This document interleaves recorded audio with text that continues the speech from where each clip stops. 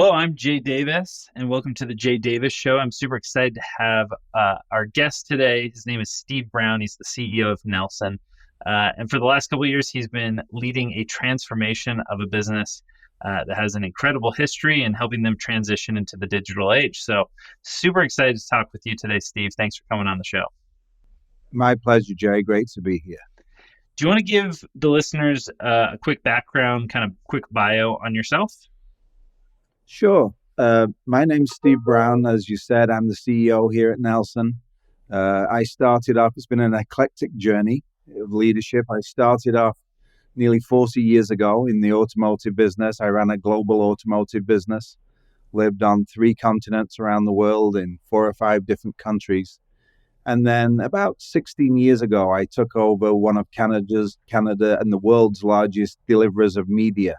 So we started off, the company was called Cinram. We started off as an album presser, and then that moved into 8-track and on into cassettes. And then we ended up in the DVD, CD business, and then that transitioned into digital files. So the odds are if you were playing games, listening to music, or watching movies anywhere in the world, that company delivered those media files in one format or another.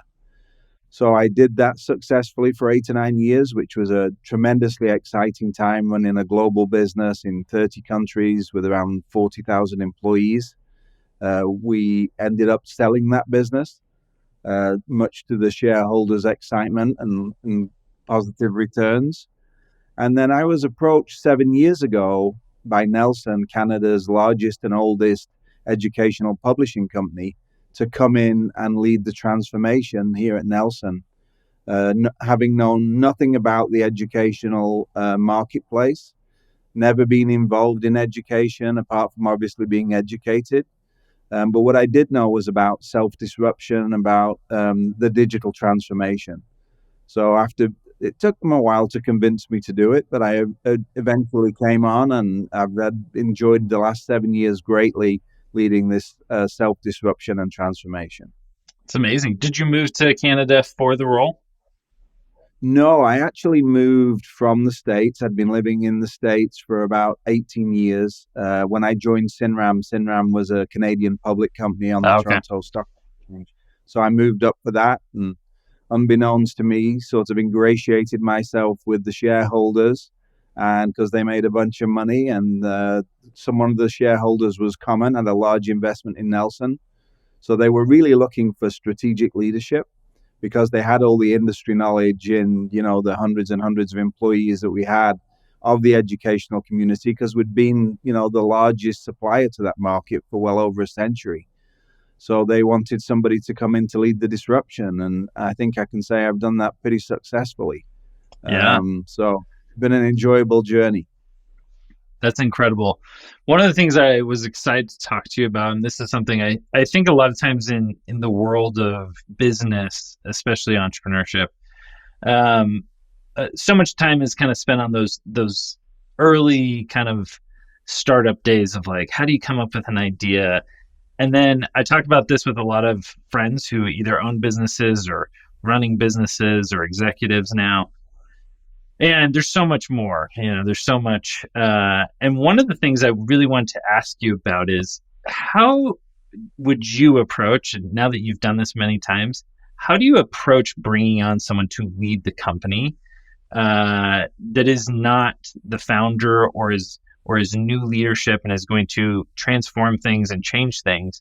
How would you look at that from the perspective of someone who, maybe saying, hey, maybe it's time for me to bring on someone to help run this business?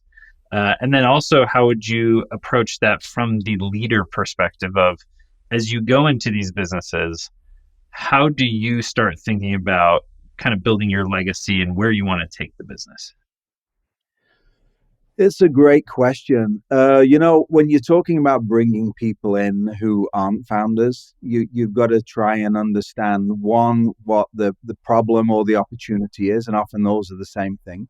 Yeah. And two, depending on how long the founder's been around, how deep the culture is in the business, and how relevant is that culture for the business where it is today, but more importantly, to where you want to take it. because often there needs to be a cultural shift as well. Running a small startup is very different than running a large company with thousands of employees, or running a business going from a private sector to a public sector. So understanding what the destination is, I always think, is the first point. And then you need to look for what the skill sets are to take you on that journey. The one thing I know to be true is the journey's never going to be a straight line between A and B. Yeah. So then you need to look at the skill set. And as long as the destination's clear, then you can find someone with the right skill set who obviously fits in with the DNA that you've transplanted into a business. So you don't want to try and, you can't turn a cat into a dog overnight. Yeah. But if you're going to go on that journey, there has to be some like-mindedness. But the real strength comes in founders giving up the reins and stepping aside. I've never believed. I've worked in organizations where sometimes the former CEO might stay on the board or stick around to work with the new CEO. I actually think that's a huge mistake, because the old guy is always going to be second guessing the new guy, because that Yeah. wouldn't be how he did it. Yeah. So to founders of businesses, I would say bite the bullet, be diligent in your hiring process, and then get the heck out the way and let the new guy do his stuff. And Yeah. if you're still a stockholder, you've always got the right to vote the stock and change people.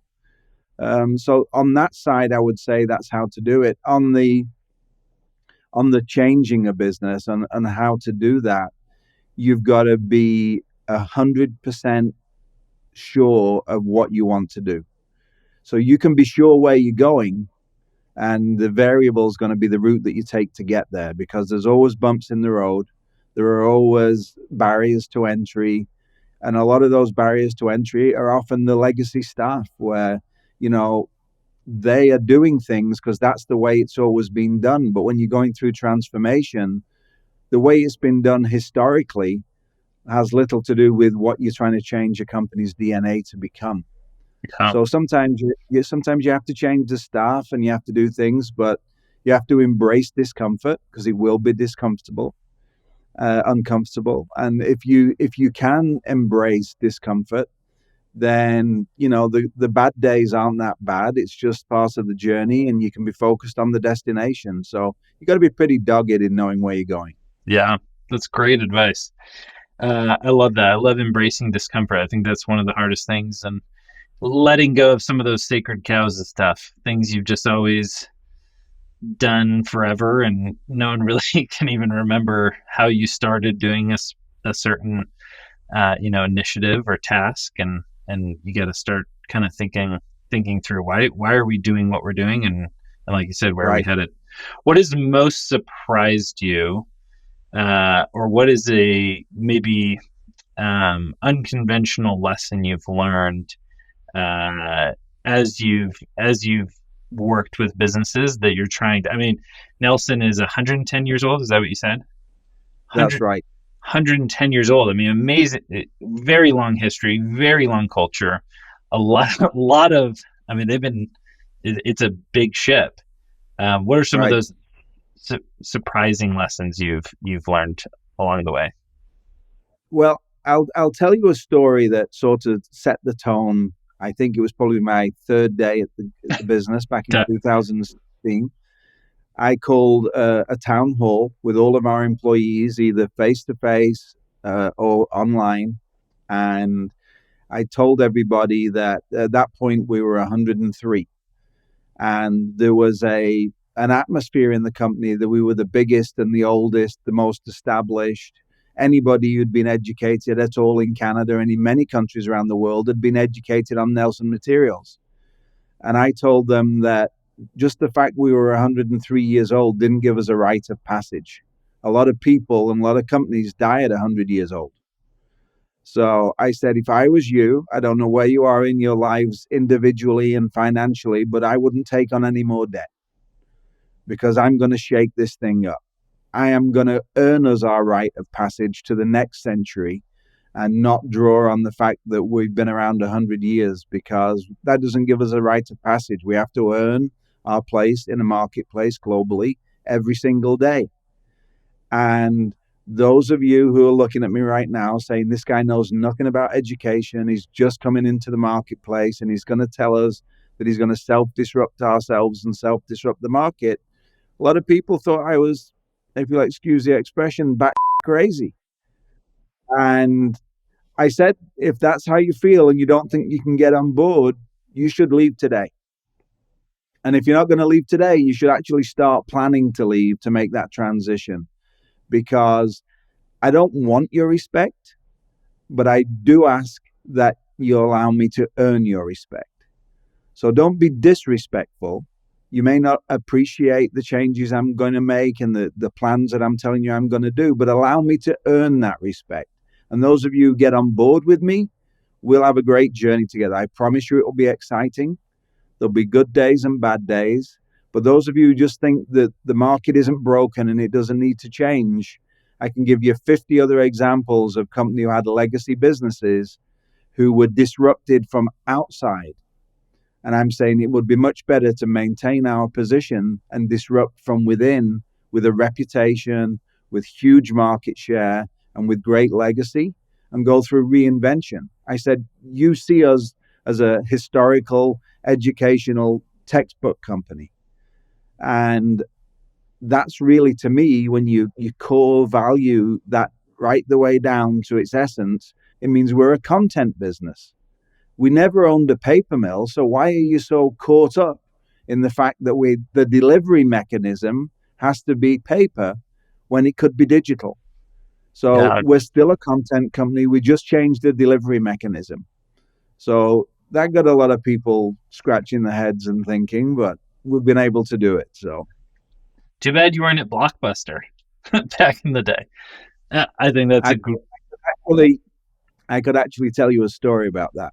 I would love to hear it. So Sinram used to produce somewhere in. So when you think about DVD at its height Yeah. in the late early 2000s, late 90s, early 2000s was really when it was at its height.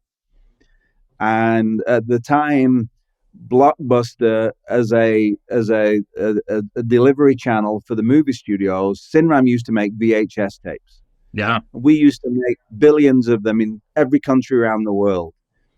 What Blockbuster didn't do was understand what was going to come, what was the horizon that was looming. They thought they owned the market, much like BlackBerry did with the phone market, where if you stand still and you think you are the market rather than being the consumer being the consumer decides how they want to consume things. And that could be wine, beer, water, entertainment, knowledge. So you have to see what the consumer trends are, because if your consumer doesn't like the mechanism of delivery, then ultimately you're going to go away.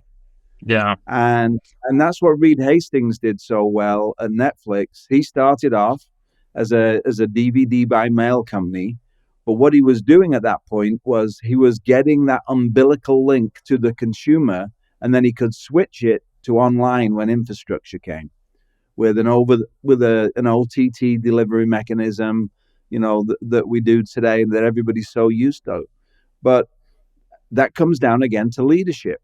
And if you can't embrace the discomfort of the landscape that I live in today is going to go away, then you're going to go away with it. And that's the lesson, really. Never be satisfied. Every day, no matter how well you're doing, you've always got to look to how you can do better and how you can be relevant to your marketplace. And that's the leadership of it all. That's what leadership's all about. Sometimes you lead a retreat, not just the attack. Yeah. I love it. I think that is such great advice. So, what were some of the results of the town hall? What was some of the Um, changes? at the time, I had 7 direct reports at an executive level. Within 2 years, none of them were with the company. Yeah. All by my choice. There was a lot of they were great executives with amazing skill sets, but they had the skill sets for the past, not necessarily the future. Yeah. A couple of them tried to make the transition. As I said, great people, great professionals, nothing but love and respect for them. But I needed different skill sets and attributes from what we were going to do. And the fact that we were going to be pioneers in the marketplace meant there wasn't a playbook.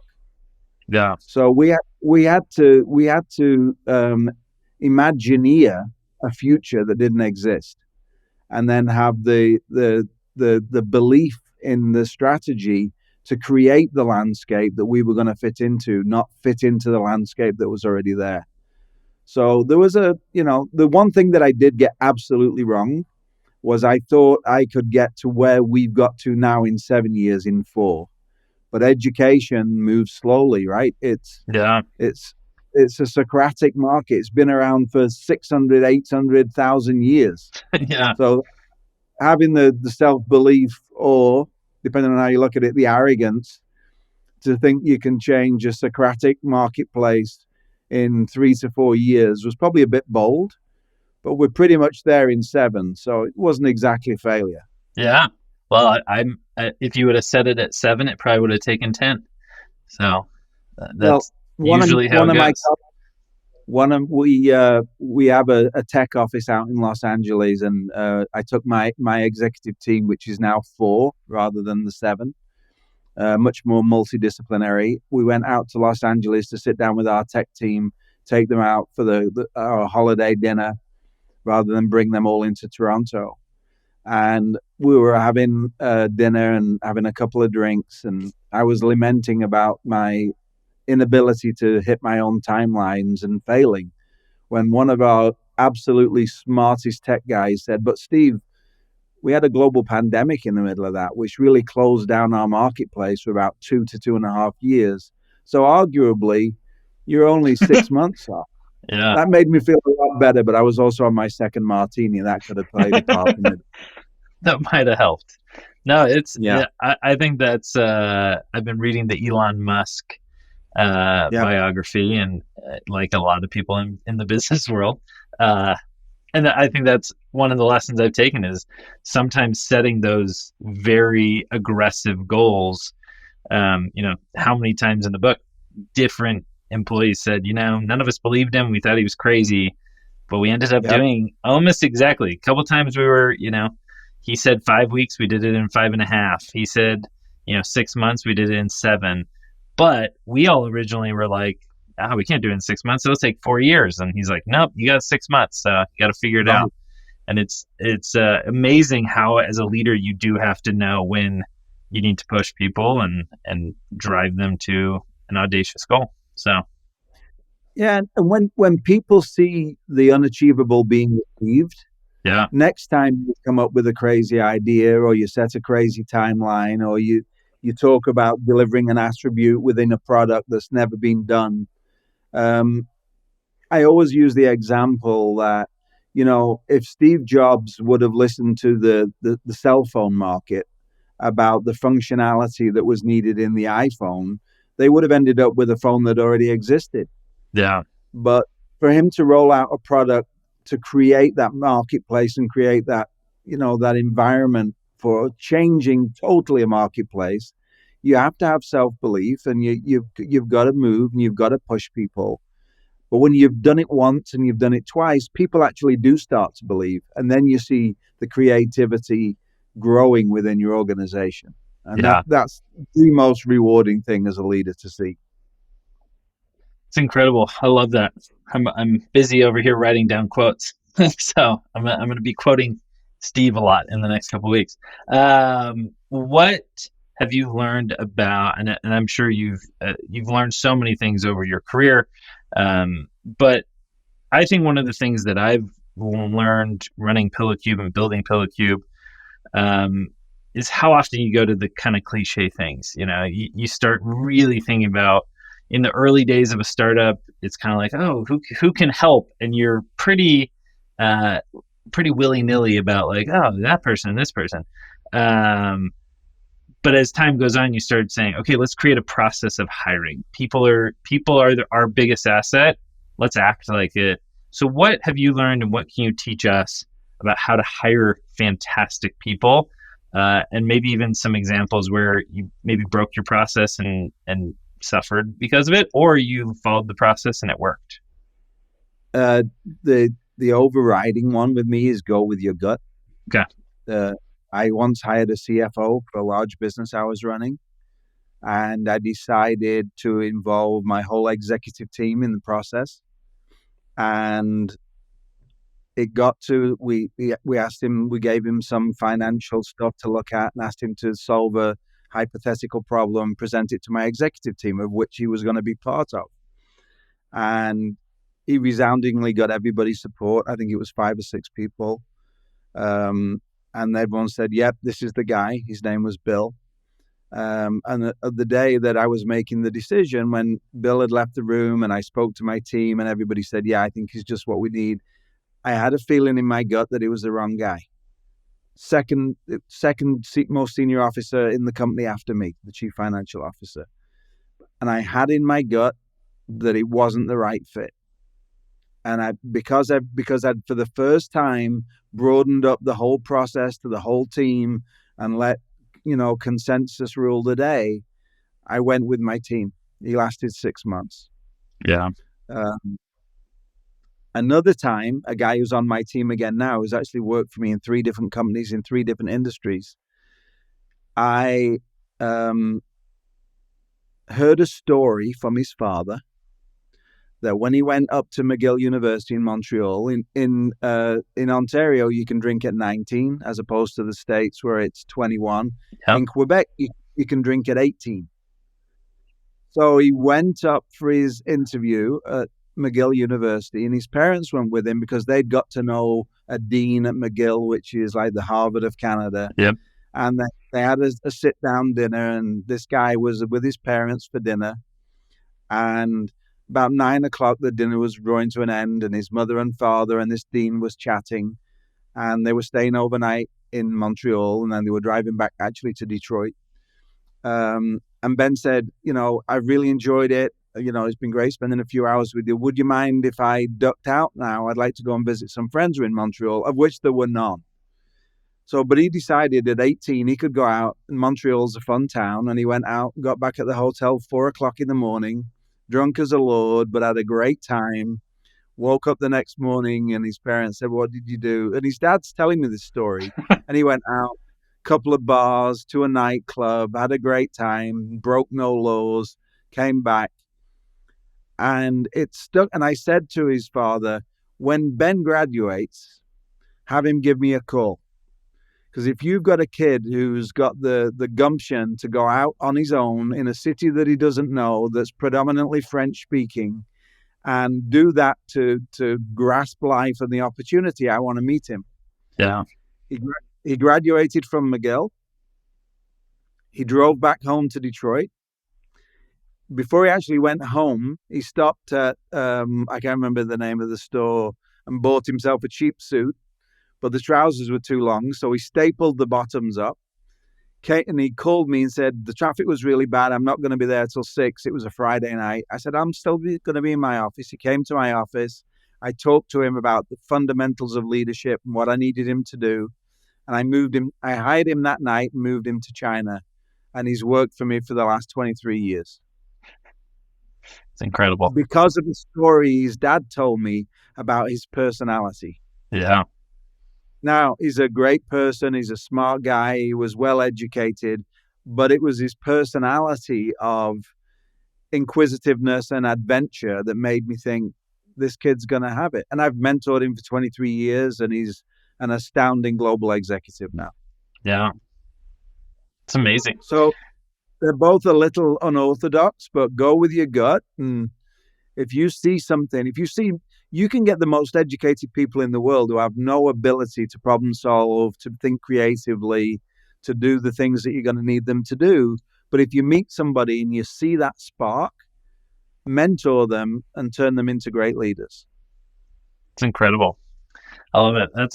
That's great advice. I think there's so many times where I've talked to people, and I've had those experiences myself where I've had that gut feeling of either this is the guy or this is, not the guy or girl, and you kind of when you ignore it every time, it's like, man, I knew it that day, and I didn't pay attention. So that's such a great reminder. So yeah, I love it. Well, anything. Time has flown by as it always does when it's a great interview. Anything you'd like to share or ask the listeners to do, or just any other parting words of wisdom? Yeah, I would always say have self belief, choose your destination and the timeline.